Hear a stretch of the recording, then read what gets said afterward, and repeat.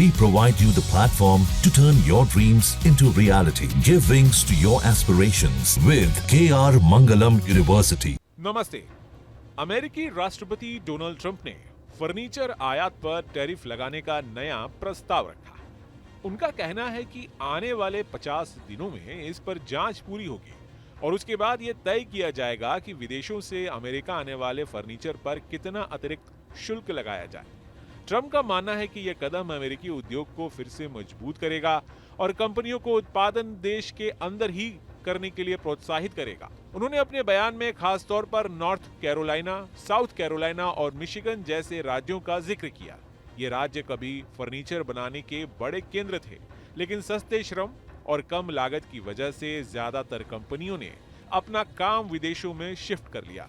Trump का कहना है कि अगर नए टैरिफ लगाए जाते हैं तो कंपनियों को मजबूरी में फिर से अमेरिका में उत्पादन शुरू करना होगा। इस घोषणा का असर तुरंत अमेरिकी शेयर बाजार में दिखा। फर्नीचर और होम गुड्स बेचने वाली कंपनियों जैसे वेफेयर, RH और विलियम्स सोनामा के शेयरों में गिरावट आई, क्योंकि ये कंपनियां काफी हद तक विदेशी सप्लाई पर निर्भर हैं। वहीं लेजी बॉय जैसी अमेरिकी कंपनी जो ज्यादातर फर्नीचर अमेरिका में ही बनाती है, उसके शेयर बढ़ गए। बाजार विशेषज्ञों का मानना है कि अगर यह टैरिफ लागू होता है तो विदेशों से आने वाला फर्नीचर महंगा हो जाएगा और घरेलू कंपनियों को फायदा मिलेगा। इससे अमेरिकी उद्योग को बढ़ावा मिलेगा और स्थानीय स्तर पर रोजगार के नए मौके बन सकते हैं। फिलहाल अमेरिकी वाणिज्य विभाग इस प्रस्ताव की जांच कर रहा है। यह जांच ट्रेड एक्सपेंशन एक्ट यानी 1962 की धारा 232 के तहत हो रही है। यह कानून अमेरिकी सरकार को उन उत्पादों पर टैरिफ लगाने का अधिकार देता है जिन्हें राष्ट्रीय सुरक्षा के लिए अहम माना जाता है। हालांकि अभी यह साफ नहीं है कि नया टैरिफ मौजूदा शुल्क के ऊपर लगाया जाएगा या उसकी जगह लेगा। अमेरिका का फर्नीचर उद्योग कभी बहुत बड़ा और मजबूत हुआ करता था। 1979 के इस उद्योग में लगभग 12 लाख लोग काम करते थे, लेकिन 2023 तक यह संख्या घटकर सिर्फ 3.4 लाख रह गई। इस गिरावट की सबसे बड़ी वजह विदेशों से सस्ता उत्पादन और आउटसोर्सिंग है। जब कंपनियों को विदेशों में काम करवाना सस्ता पड़ा तो उन्होंने वहां उत्पादन करना शुरू कर दिया और धीरे धीरे अमेरिकी उद्योग कमजोर हो गया।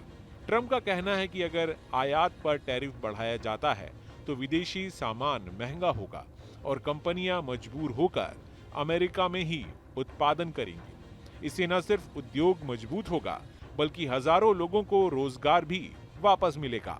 ट्रंप प्रशासन की यह योजना सिर्फ फर्नीचर तक सीमित नहीं है।